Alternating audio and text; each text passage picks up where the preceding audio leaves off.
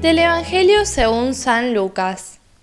El ángel Gabriel fue enviado por Dios a una ciudad de Galilea llamada Nazaret, a una virgen que estaba comprometida con un hombre perteneciente a la familia de David, llamado José. El nombre de la virgen era María. El ángel entró en su casa y la saludó diciendo: «Alégrate, llena de gracia, el Señor está contigo». Al oír estas palabras, ella quedó desconcertada y se preguntaba qué podía significar ese saludo. Pero el ángel le dijo: «No temas, María, porque Dios te ha favorecido. Concebirás y darás a luz un hijo, y le pondrás por nombre Jesús. Él será grande y será llamado Hijo del Altísimo. El Señor Dios le dará el trono de David, su padre. Reinará sobre la casa de Jacob para siempre, y su reino no tendrá fin». María dijo al ángel: «¿Cómo puede ser eso si yo no tengo relación con ningún hombre?» El ángel le respondió: «El Espíritu Santo descenderá sobre ti, y el poder del Altísimo te cubrirá con su sombra. Por eso el niño será santo y será llamado Hijo de Dios. También tu pariente Isabel concibió un hijo a pesar de su vejez, y la que era considerada estéril ya se encuentra en su 6º mes, porque no hay nada imposible para Dios». María dijo entonces: «Yo soy la servidora del Señor, que se haga en mí según tu palabra». Y el ángel se alejó. Hola amigos y amigas, en este segundo domingo del Adviento celebramos la solemnidad de la Inmaculada Concepción. Cuando el cura Brochero hablaba de María, de la Madre de Jesús, le llamaba la Purísima. De hecho, ¿cuántas veces nosotros saludamos con este saludo tan tradicional, diciendo Ave María Purísima, sin pecado concebida? Hasta a veces en la confesión, más tradicionalmente, cuando alguna persona se acerca a confesarse, el confesor le dice Ave María Purísima, ante lo cual el penitente responde sin pecado concebida. ¿Cuándo fue definido este dogma de la Inmaculada Concepción? El 8 de diciembre de 1854, el Papa Pío IX define este dogma de la Inmaculada. Sabemos de María, de estos 4 dogmas marianos, ellos son el que acabamos de nombrar, el dogma de la Inmaculada Concepción, el dogma de la Asunción de María a los cielos, el dogma de la Virginidad de María y el dogma de María, Madre de Dios, la Theotokos. Justamente podríamos decir que es el dogma más importante, aquel del Concilio de Éfeso. Cuando hablamos de un dogma, estamos hablando de una verdad a la cual nosotros adherimos, pero ciertamente un dogma no es una verdad cerrada. Los dogmas deben ser reinterpretados porque los dogmas son expresados con un lenguaje propio de un tiempo determinado y por lo tanto deben ser reinterpretados. Y justamente vamos a hacer este esfuerzo de reinterpretación de este dogma de la Inmaculada Concepción. ¿Para qué? Para ver a una María más cercana, a una María que, como los evangelios nos la presentan, tiene dudas, tiene tentaciones también ella, tiene incertidumbres. Cuando nosotros leemos este dogma, vemos lo que dice este dogma proclamado por el Papa Pío IX, dice: la bienaventurada Virgen María fue preservada inmune de toda mancha, y aquí entonces está la palabra inmaculada, significa sin mancha, inmácula, sin mancha, preservada sin la mancha, de toda mancha de pecado original, en el primer instante de su concepción, dice el dogma, por singular gracia y privilegio del Dios omnipotente, en atención a los méritos de Jesucristo, Salvador del género humano. así está proclamado, así está presentado este dogma de la Inmaculada. Veamos primero, cuando se habla de un privilegio, ya esta palabra nos hace un poco de ruido. ¿Por qué este privilegio que tuvo María? ¿Por qué Dios tuvo un privilegio con ella y no puede tener acaso este privilegio con cada uno de nosotros? ¿No puede acaso librarnos a todos nosotros de este mal al cual la tradición le ha llamado el pecado original? ¿Por qué un privilegio con ella? No podemos ver a una María privilegiada, a una María apartada de nosotros, sino que tenemos que ver en ella a una hermana mayor, alguien que se convierta finalmente en un modelo a imitar. Cuando nosotros decimos Inmaculada Concepción, muchas veces interpretamos mal esta fiesta. Algunas personas piensan que se trata de una fiesta en la cual celebramos que María concibió a Jesús sin pecado. No es eso. Otras veces, algunas personas interpretan que Inmaculada Concepción significa que María no tuvo relaciones sexuales con José y por eso es inmaculada, es decir, sin pecado, ligando la relación sexual a una cuestión de pecado. Y finalmente, lo que tradicionalmente se ha entendido, que María fue concebida, ella, por sus padres, por Ana y por Joaquín, sin la mancha del pecado original. Aquí entonces estamos abordando un tema que es el tema del pecado original. Tendríamos entonces que plantearnos algunas cosas respecto de la interpretación del capítulo 3 del libro del Génesis. Preguntémonos, ¿en este capítulo se habla del pecado original o en todo caso se habla de el origen del pecado, podríamos decir del dinamismo de esta condición humana que es la condición del pecado? Esto es una pregunta que no podemos evadir.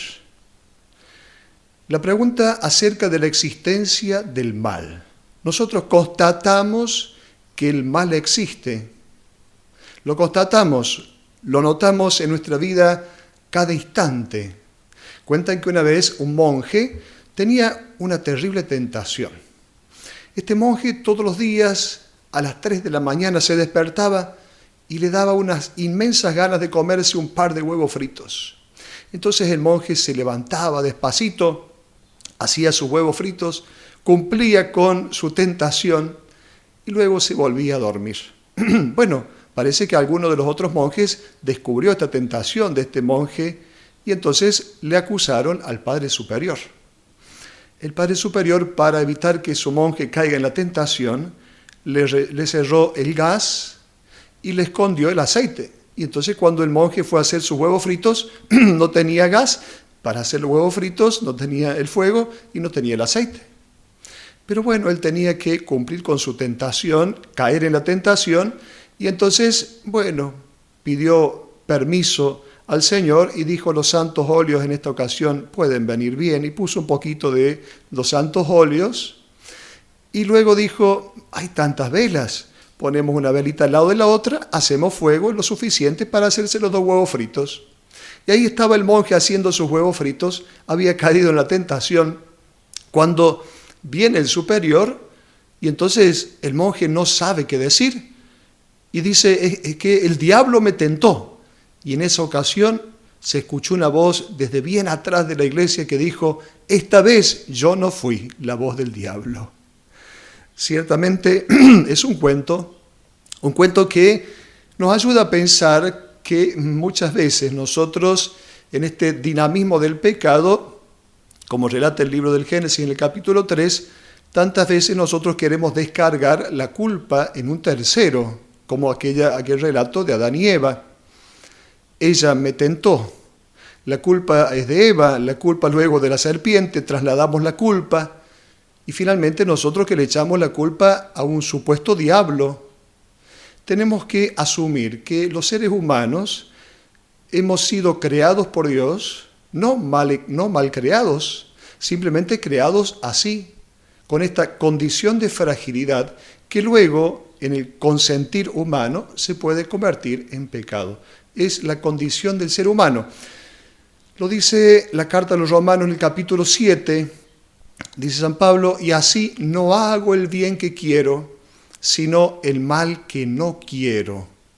Pero cuando hago lo que no quiero, no soy yo quien lo hace, sino el pecado que reside en mí. Hagámonos algunas preguntas. ¿Dónde buscar el origen del mal que está en el hombre? ¿Podemos buscar el origen del mal en Dios? Ciertamente que no. ¿Podemos buscar el origen del mal en el hombre? Vamos a ver que la condición humana frágil es la realidad humana actual. Podemos decir que es el diablo el responsable del mal, ya lo dijimos. Ese diablo como imagen externa que nosotros hemos creado como un ser diverso a nosotros, ciertamente este diablo no es el responsable. Entonces, ¿de qué nos habla el capítulo 3 del libro del Génesis? Hubo alguna interpretación, así podríamos decir, una interpretación lineal, clásica, de lo que es la historia de la salvación, podríamos decir de la historia del ser humano en su relación con Dios. Esta interpretación clásica lineal dice que al principio el Dios Todopoderoso creó el universo en armonía.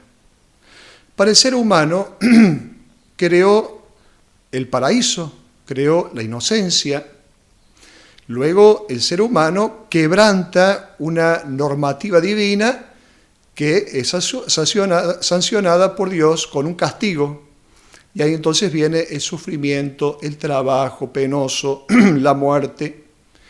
Desde entonces, dice esta versión lineal, esta transgresión, este pecado original, envenena radicalmente las relaciones del ser humano con la creación, con los demás, consigo mismo, hasta que finalmente Dios envía a un Salvador que restaura todo y vuelve a abrir las puertas de la vida a los que creen en Él. Sabemos que los 11 primeros capítulos del libro del Génesis utilizan un lenguaje mitológico. Cuando decimos mito, no estamos diciendo una mentira, estamos diciendo una manera distinta de decir la verdad. El mito no dice lo que pasó, dice lo que pasa. Se explica lo que pasa, lo que está sucediendo, se lo explica a través del mito. Entonces es una manera que utiliza el escritor de la Biblia para revelar, para que Dios pueda darnos a conocer una verdad. Respecto de este capítulo 3 del libro del Génesis, existen algunas interpretaciones tradicionales, por ejemplo, pensando que Adán y Eva son personajes históricos, o pensando que Adán y Eva representan o son representativos, personajes representativos de toda la humanidad. En realidad, esta explicación desde el mito nos hace que nosotros nos preguntemos, el paraíso terrestre, del cual se habla en los primeros capítulos del libro del Génesis, este paraíso terrestre, la pregunta es, ¿tenemos nostalgia de este paraíso terrestre? O contrariamente, el escritor de la Biblia quiere darnos a conocer una posibilidad y por lo tanto se plantea una esperanza a este paraíso terrestre. ¿Miramos hacia atrás en este paraíso terrestre o miramos hacia adelante? El paraíso terrestre, ¿nostalgia o esperanza? Cuando el libro del Génesis relata esta armonía que responde al proyecto de Dios, se habla de una armonía entre el hombre y Dios. Dios hace todo para que el hombre se encuentre bien en la creación, viene a pasear con él en el jardín. Hay una armonía entre Dios y los hombres. Luego hay una armonía entre el hombre y la creación misma. El hombre domina sobre los animales, custodia el jardín, lo cultiva. Hay una armonía.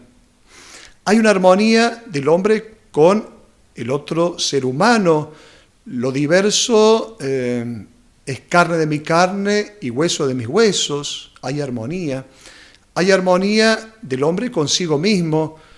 Todo este relato del libro de Génesis, podríamos decir que en él se respira una gran serenidad. ¿Esto nos está diciendo de algo que sucedió y nosotros hemos perdido? ¿O se nos está hablando de una realidad a la cual caminamos nosotros, hacia la cual nosotros deberíamos caminar desde nuestras opciones de vida? Aparece luego en el libro del Génesis este personaje, la serpiente. La serpiente representa el rechazo de la propia condición humana, el deseo de ignorar esta condición humana. No es el demonio, es el hombre en lo máximo de su orgullo y su capacidad. Es la imagen de la astucia. Ciertamente se habla de la astucia, no se dice sabiduría, se habla de astucia de la serpiente. Es el más astuto de todos los animales. En realidad, esa astucia está en el ser humano. Es la figura de la lucha del hombre entre dos elecciones que el hombre tiene que hacer: Dios y su ley, o la aventura de juzgar él mismo, de construir una moral según sus propios criterios. Saquemos entonces algunas conclusiones. La Biblia constata que en el hombre está presente el mal. La Biblia presenta el paraíso como una realidad futura que el hombre puede alcanzar. Estamos nosotros metidos en una historia de salvación, no de condenación. Por principio, todos estamos salvados, no condenados. Luego, el origen del sufrimiento, de la injusticia, de la muerte, por supuesto, no está en Dios. El motivo de la existencia del mal está en la condición humana, frágil, débil y vulnerable. El hombre pecó desde el principio. El paraíso es, entonces, un deseo futuro proyectado en el pasado. Y finalmente, última conclusión, en la Biblia no se reflexiona sobre el mal, sino que se lo quiere combatir.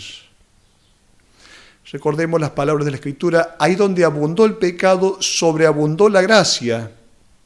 Podríamos decirle al Señor: Señor, hay más gracia en ti que pecado en mí. Y aquí entonces vemos a María de Nazaret. Este sí de María que nos relata el Evangelio de hoy es un sí que contiene generosidad, confianza, entrega. En ella se da una plenitud de entrega a Dios.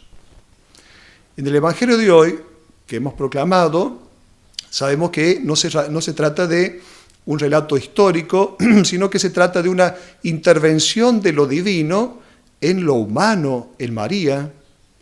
Ella que recibe este saludo del ángel, Jaire, que es Charitomenem en griego, que significa un saludo: alégrate, llena de gracia, alégrate. Nosotros cuando rezamos el Ave María, en español decimos Dios te salve María, como si estuviéramos deseándole a ella que Dios la salve. En realidad es un saludo de alegría: alégrate, llena de gracia.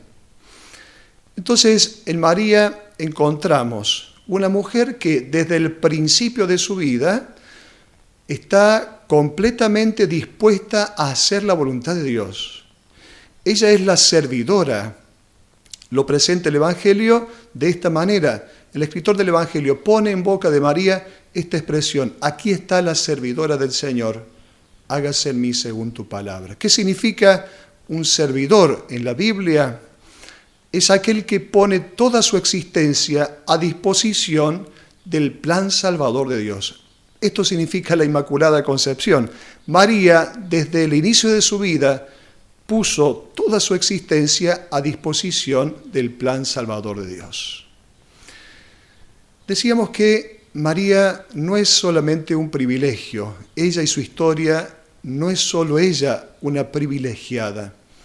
También nosotros podemos tener este hermoso privilegio si abrimos el corazón a lo que Dios nos va pidiendo y también decimos como ella, aquí está el servidor, aquí está la servidora del Señor.